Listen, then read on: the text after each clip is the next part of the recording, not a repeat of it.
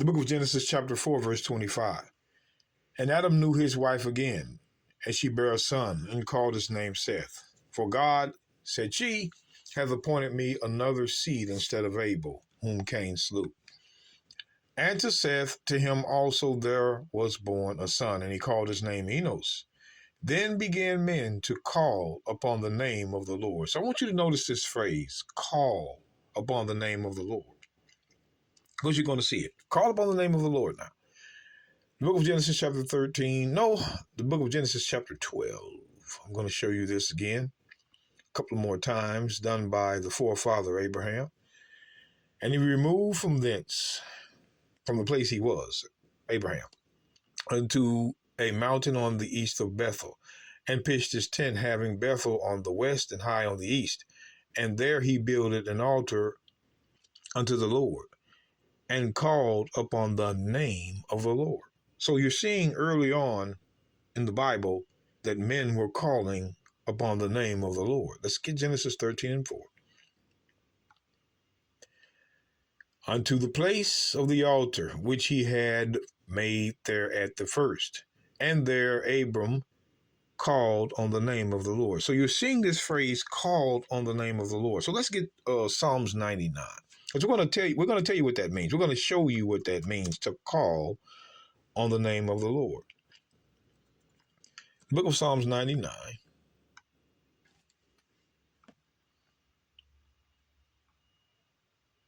And we're going to start in verse 5. It says, Exalt ye the Lord our God, and worship at his footstool, for he is holy. Moses and Aaron among his priests, and Samuel among them that call upon his name.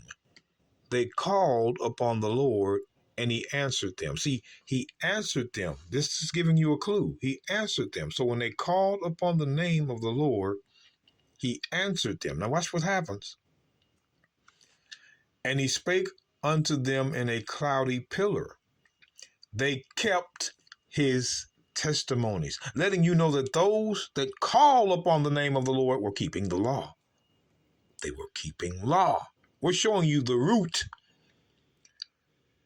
and the ordinance that he gave them. So who is calling on the name of the Lord? Those that are keeping his testimonies. That's the first thing you have to understand. So I want to go to Psalms 88 because I want to clear this on up. Psalms 88. Psalms 88.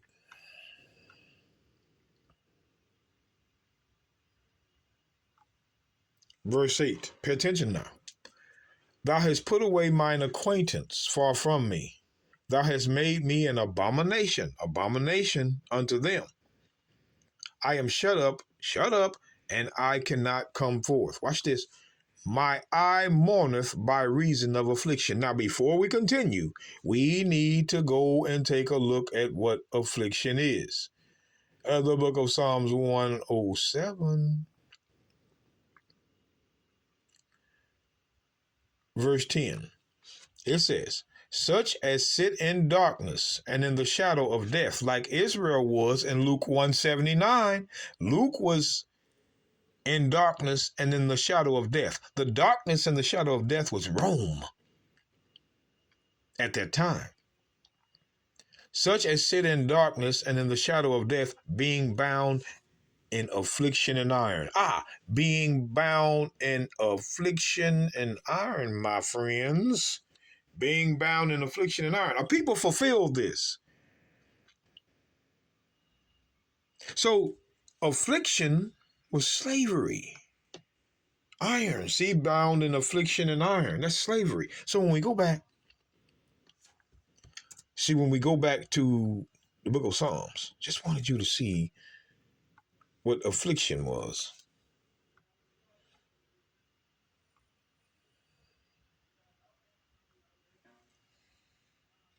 Psalms 88 and 9. My eye mourneth by reason of slavery. Lord, I have called daily upon thee. See, called daily upon thee. I have stretched out my hands unto thee. So to call upon the name of the Lord is to pray in affliction. pray in affliction.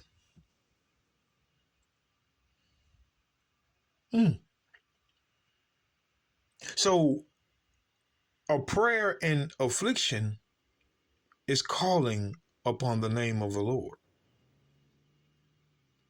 This is why we're taking you this way, because we know what we're talking about.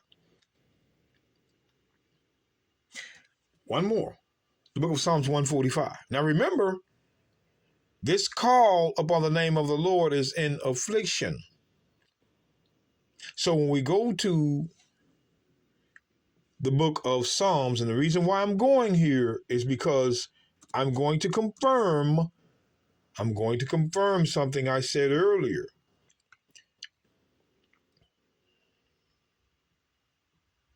Psalms 145, verse 18. The Lord is nigh unto all them that call upon him, to all that call upon him in truth. So the Lord is near unto them that call upon him in truth. In truth. So when you call upon the name of the Lord, you must be calling upon him in truth. So let's go to the book of 1 Kings 20. 1 Kings 20. What is this in truth? So you have to know, you just can't see something like this, brothers and sisters, and not know. You just can't see something like this and not know. So we got to show you what it means when it says in truth, because it's important.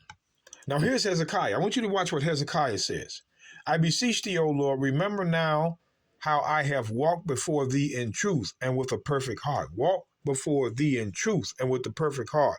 Walk before thee in truth and with the perfect heart. Walk before thee in truth and with a perfect heart. Perfect heart.